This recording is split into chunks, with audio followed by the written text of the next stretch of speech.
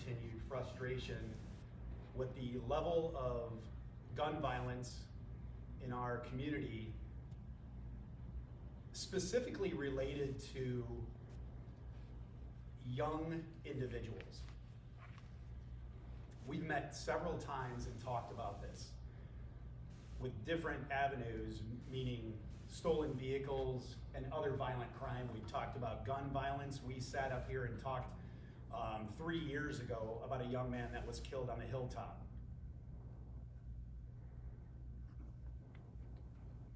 I can tell our community that the 167 sworn police officers for the city of Davenport will continue to do our very best, as we are right now, to bring these young people to justice. But what we can't do is fix the community factors that are causing this. Your police officers will, not just here in Davenport, but all of our quad cities, will continue to deal with the issues of crime and violence. But if we as a community really want this to change and want this violence to slow down and to stop and to keep our young people out of this, our community has to really take charge and be involved in prevention. We've had discussions about a lot of different ideas on what that actually entails. And certainly this press conference isn't to talk about all of those. But our community needs to get behind those things. Not rely on just our police department to make it all go away. If anybody has any questions, I know that's a real short briefing. I will tell you that there's a lot going on with this investigation right now. All 3 vehicles that we believe were involved in this incident have been recovered, and we have those and are being processed at this time. Our detectives are working feverishly on this. They will continue to do so, and they are fully engaged. And all the information that we have is being relayed to our patrol officers who are on the street right now, looking for things that our investigators need, people that our investigators need, and all that information is being shared with all of our Quad City law enforcement partners. We work well and will continue to work well as a Quad City law enforcement team. Anybody have any questions related to this? If any weapons recovered in connection with any of this? I'm not going to go into any of the evidence related to this, just to preserve the integrity of the investigation. Again, with preliminary information, investigation shows that at least 2 occupants from 2 of these 3 vehicles were exchanging gunfire. At least 2. Do you know how the vehicles were stolen? Was it one of those where they were left running with keys and that kind of thing? I don't have any of those reports with me. I do believe that 2 of the vehicles were stolen from Davenport. One of them was stolen from the Illinois Quad Cities. And there's no indication that, the indication where the keys, were in the vehicle. But I don't have any specific information on that.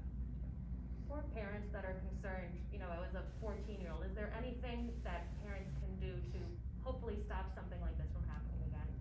Yeah.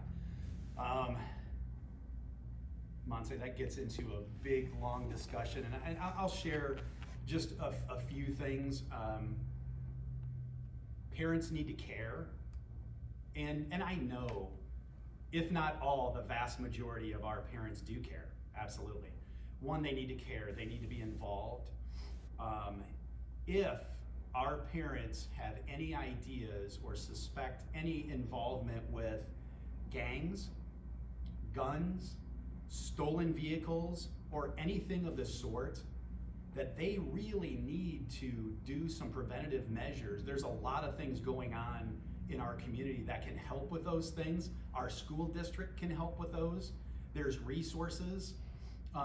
In my opinion, there's a lot more things that can happen with this. We've had many conversations about this idea of a juvenile assessment center. I will tell you that those ideas have all come to fruition, and it's time to either put our money where our mouth is and actually do something about it as a community, not just as a local government, but as a community, do something preventative like that and other things, other ideas that are out there, or I'll be back up here, in a month, in 6 months, next year, having the same discussion with all of you. It's sad. It's a 14-year-old boy who was involved in this activity and now is dead. Chief, we think at this point he was shot Wednesday and expired Wednesday and then was found Thursday? Yeah, preliminary investigation is showing that he was part of that disturbance, yes. Do you believe it was gang related? Are you able to share that? I will tell you that gangs are part of what this investigation is looking at, yes. How many people have been arrested? We have no arrests specifically connected to the shots fired incident as of yet. But what I will tell you is our investigators are putting a lot of time, effort into this investigation, and I have great confidence in them and where this investigation is going. Did you take anyone into custody from where the chase ended? You talking about the vehicle pursuit? Yeah, the vehicle pursuit. Yes, we did. Oh.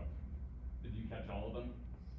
There was one occupant of that vehicle, and that person was apprehended.